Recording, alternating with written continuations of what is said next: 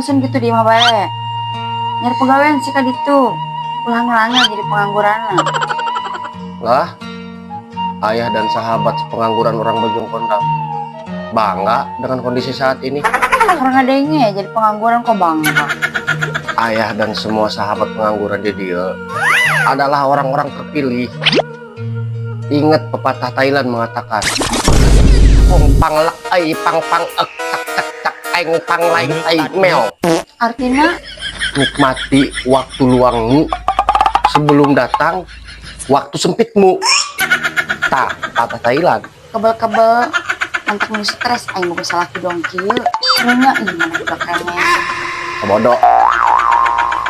Yang penting mebogaan aing gede.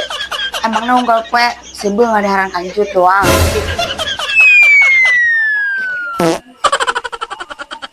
Sekolah yang dahar biasa beak.